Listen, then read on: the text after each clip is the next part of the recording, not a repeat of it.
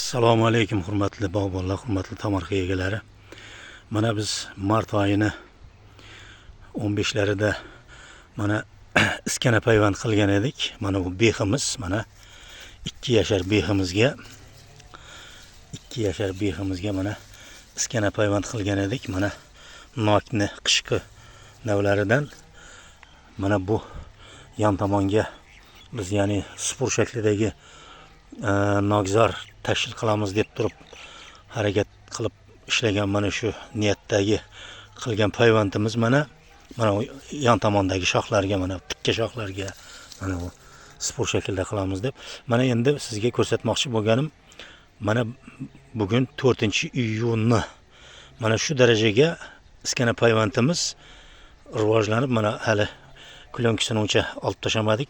Tamom mana o'sib deyarli 1 metrga keldi.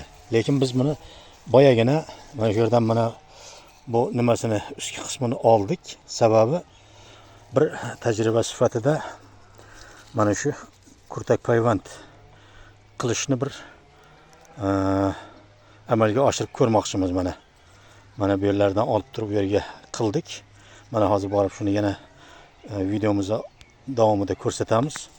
Mana endi nokimiz mana shu darajada o'sib rivoj bo'lib boryapti. Hali xudo xolasa vegetatsiya davrimizda hali yana salkam 1,5 oycha o'sadigan vaqti bor. Bir 70 kunlarcha o'sadigan vaqti bor.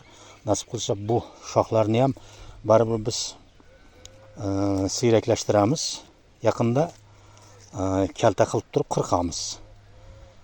Sababi bunga shakl berishimiz kerak. Mana buni uchki qismidan biz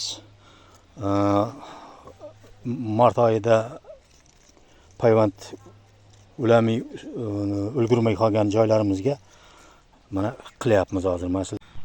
Mana endi boyaga aytgan kurtaklarimizdan mana yerda olib mana shu joylarga uladik. Mana buni endi bu shoxni biz mana bunday qilib turib egib gorizontal holatda egamizda mana bu payvandlaganlarimiz vertikal holatda tikka chiqadi. Mana bu vertikal holatda.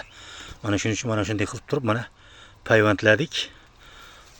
Bu shoxni ham mana bu ikkinchi shoxini ham mana bunday qilib turib ertaga vertikal qilib turib chiqib ketadi. Keyinchalik biz kelasi yillari mana bu shoxlarni ham shu nok kurtaklari bilan payvand qilib, ya'ni payvand ustlarida bu payvand takka ulaymiz. Nasib qilsa-da shuni qilib turib bir tajriba tariqasida mana spur shaklidagi nokzorni tashkil qilishga harakat qilamiz. Mana bu mana yon boshidagiga mana ulaganimiz mana ulangan joyi. Mana shu martning 15larida ulaganimiz mana hozir deyarli 1 metrcha o'sibdi. Keyin mana ularni ham mana shu boyaga aytgan tariqasida mana vertikal o'sayapti bu shoxlar. Mana gorizontal o'sgan shoxdan vertikal chiqyapti. Keyinchalik bularni ham ulab mana ular endi bu tipi